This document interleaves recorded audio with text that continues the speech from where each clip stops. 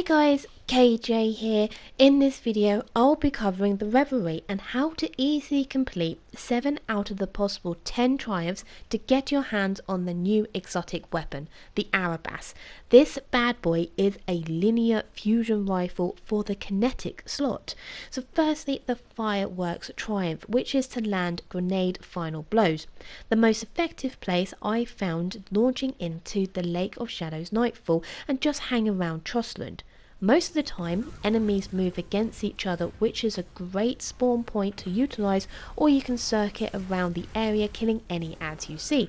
Just make sure you select the grenade recharge with your juice buff, and if you've collected any of the armour set already, whack that on too and spam those grenades. You will make Shax proud. But if the Lakes of Shadow Nightfall is not available when you complete this triumph, just select one which has access to an open world where you can find ads or where you can farm a lost sector. Let's move on to completing Burdenlight Cooperative Triumph, which is generating orbs in strikes or in any raid while being affected by the Revelry Light.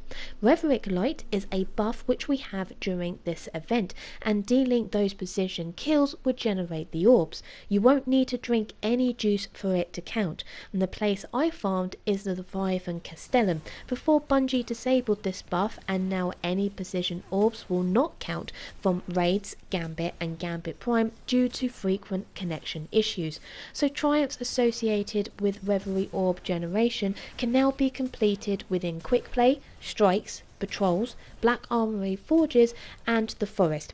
So the next best place to farm for the Burdenlight Cooperative is the Falando Forge on the EDZ, as within this forge you can also grind towards 2 other triumphs at the same time.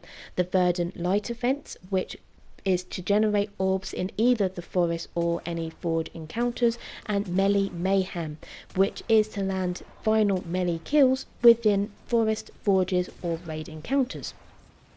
So with that, we set our timer back by 1 day on our PlayStations not to be match made and launch into the forge, just farming the ads and make sure you don't throw any balls. If you're using the forge method, I would suggest to have a buddy with you so they can either work towards their own goals or just keep the timer going for you. Completing 3 triumphs in one place, not a bad little farming spot if you ask me.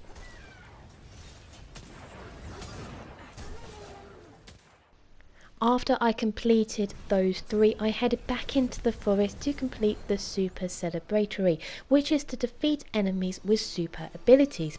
As I was on my Warlock, I rocked a slow Nova Bomb with Dire Skull of Ahankara and spammed my super as soon as I saw a mob of ads.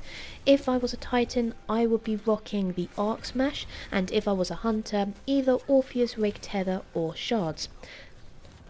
The final 2 triumphs are easy enough to complete. One of them is Spring Cleaning, which is to complete 50 branches of the forest, and Spring Hunt, which is to defeat 3 end bosses in one run, which these 2 can be done at the same time as Super Celebratory Triumph, so you'll be able to complete 3 of the triumphs in just a few runs.